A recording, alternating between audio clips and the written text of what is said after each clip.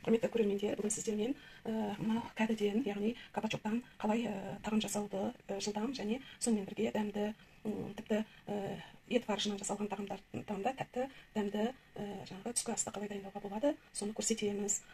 Бұл кәді құрамында ақуыздар, майлар өте көп, сондықтан бұны жаңағы жаз кезінде арзан және жаңадан піскен уақытында қолдансақ өте біз өзімізге көп денсаулығымызды нығайтуға көп көмек жасайтын боламыз. Сондықтан жазда арзан уақытында біз бұны күнделікті тағам ретінде пайдаланамыз.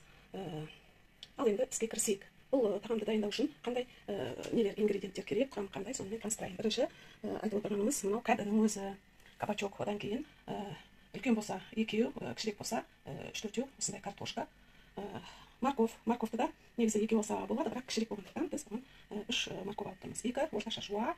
Бұл біздердің негізгі ингредиенттеріміз. Және сонымен домашний сыр, қолдан жасалған сиыр сүтінен таза қаймақ алынбаған сол домашний сырды қолданамыз.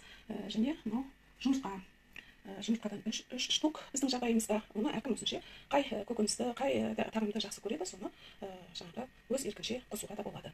Одан кейін приправалардан әрине бізге тұз керек, мінекей. Тұз, одан кейін қара бұрыш, міне қара бұрыш, базиликтен аздап қосуға болады. Сосын ащы қызыл бұрыш және тәтті бұрыш, паприка дейді ғой. Осындай дәмдеушілерді қосуға болады. Ал енді осы көкөністерді қалай тураймыз? Жуаны пышақпен кәдімгі майдалап фаршқа турағандай көбек-көбек қылып тураймыз. Картошканы, кәдіні және сонымен бірге сәбізді біз және сырды жоркадан өткіземіз. Барлығын осы көзінен өткіземіз. Жоркадан бізге ең қажетті көмекшіміз осы үкіш болып табылады. Жорканы біз үкіш деп атаймыз, қазақша. Жақсы. Ең алдымен кәдіні үкіштен өткізіп аламыз.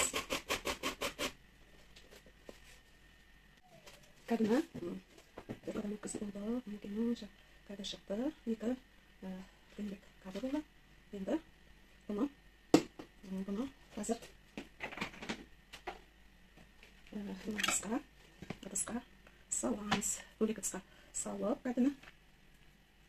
Бұл негізгі біздің көкөнісіміз, тамақтың негізгі көкөнісі осы. Сондықтан бұны біз аздап тұз салып, араластырып, осы бізден бір басқа көкөністерді турап болғанша, үкіштен бүгіп турап болғанша біз жаңағы шетке қоя тұрамыз.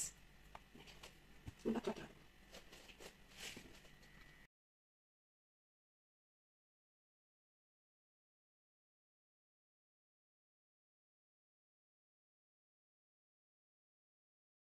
Жуанымыз толығымен туралып болды. Мінекей табаға 2 ас қасық майды қыздырып жатырмыз. Қазір осы майға жуанымызды саламыз.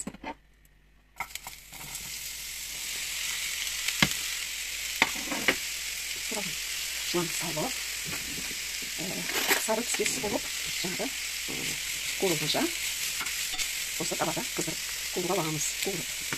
Бұл жуа қуырыла берсін, 2 жуа толығымен неғылды туралды. Енді келесі кезекті басқа көкөністерімізді, яғни енді морков, сәбіз бен картошкаға кезек келді. Бұл екеуін де үкіштен өткіземіз. Үкішіміз дайын тұр, міне осы үкіштен өткізіп, мынау не сияқты, кәді сияқты оны да ал сәбізді бастап.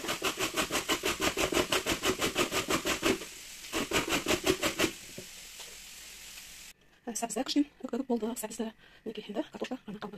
Сәбізді қазір осы күйінде алып, бұны неге қуырылып жатқан қақыраштағы жуаға қосамыз.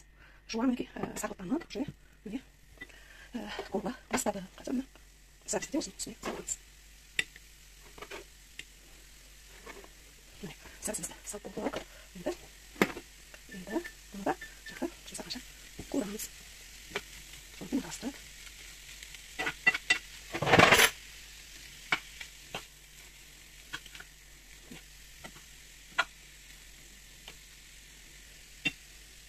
Немізді, картоплымызды үкіштен үгіліп болды. Қазір оны тоже жаңағы суынан, крахмалынан айырып, қысып жаңағы негізгі қоспаларға араластырамыз. Пиязымызды жұмсарып, пиязымызды қуырып жатыр екенміз. Енді бұларға дәмдеушілерін саламыз. 1 қасық, кіші қасықпен 1 қасық тұз, паприканы салайық. 1 қасық бұнында қара бұрыш, базиликтен салдық.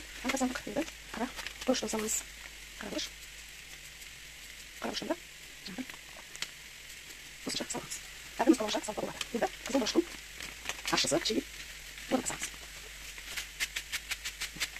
Қызыл бұрыштың ашысы шақша болып бұралған кейін бөлген екен. Жақсы. Енді осының барлығын бұлай араластырып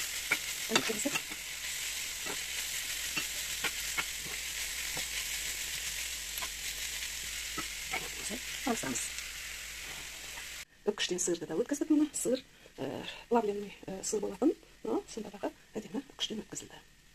Енді мынау менің кәдінің бұлай қысып, екі болмен қысып, бұлай суын ағызып, таза тысқа, бұны бөлек тысқа бұлай суын ағызып саламыз, қоямыз бұлай қарай. Бетіп сырып қарасаңыздар, қаншама су түрінде бөлініп тұр. Жарты су, мынандай өте көп суы бөлініп тұр. Соны былай сығып аламыз, қатты сығып екі қолмен. Сосын оны әрі қарай негізгі ингредиенттерге қосамыз. Мына картопты да солай сығамыз, қанша суын. Қазір келесі этапқа көшеміз. Бесмықтың екі басын езгіштен езіп, оны да дайындадық. Барлық ингредиенттер қазір дайын. Алдымен осы қоспаларды араластырып, біркелкі неге айналдырып, осы табанның протеиннің ішіне тегістеп қойып аламыз. Неге біз барлық ингредиенттердің біразын жаңағы көрсетілгендерді араластырып, протеинге салдық. Мынау неден кәдіден сығылып алынған су, мынау картошкадан қалған су. Неге нені көретін болсаңыздар, міне дайын. Қазір енді келесі кезеңге көшеміз. Біз араластырғыш тарелкамызды дайындап қойдық, және араластырғышымыз бар. Мына жұмыртқаны жарып, араластырып аламыз, езіп, біркелкі неге массаға келтіріп, одан кейін үстіне кішкене жарты стаканнан төмендеу сүтті құямыз. Қаймақтан бір қасық, домашний қаймақ, және майонезден бір қасық араластырып, соңынан ұнды бөліп араластырамыз. Кішкене әрине тұз саламыз. Сосын сондай біз жаңағы дайындаған протеиндегі дайындалған продуктлерімізге, қоспаларымызға бетінен осы қоспаны дайын боласын құятын боламыз. Ал бірінші жұмыртқамызды жарып қосайық. Так, бір жұмыртқаны араласып қойдық. Екінші жұмыртқамызды салып атырмыз.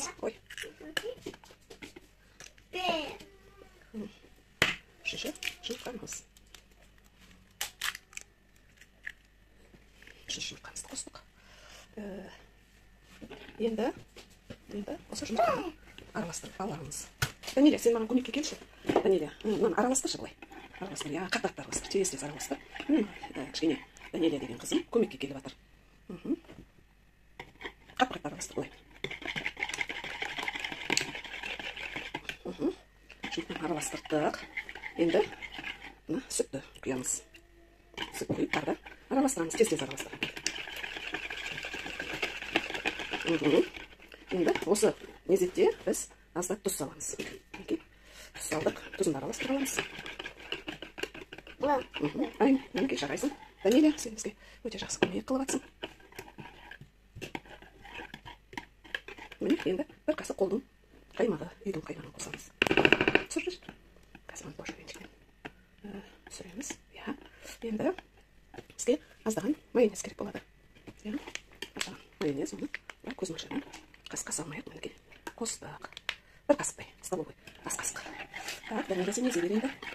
Енді соңынан осына дейін біркелкі массаға айналдырғаннан кейін үстінен тұзды саламыз. Ұнды саламыз, ұнған ағады. Біздің протеинімізді дайындап қойғанбыз. Енді біздің үстінен құятын неміз дайын болды. Жұмыртқа, ұн араласқан, мен кішкене паприка, қасықтың ұшымен неше паприка қостым. Өйткені паприканың дәмін мен үйдегі кісілер жақсы көреді. Қызым маған көмекке келіп отыр. Осы нені араластыруға маған осы Даниля деген қызым көмектесті. Өзі еще қарбыз жеп отыр менің қасымда көмекші болып. Қазір енді біз осы нені дайын болған нені ақырын осы үстінен сеуіп құйып шығамыз. Былай мінекей. Былай құйып шығамыз. Сосын оны қасықпен былай не қыламыз, тегістеп жібереміз. Тимей тұрған жерлеріне тегізіп, ой шұқырына кіргізіп, осылай тегістейміз. Кішкене тегістейміз.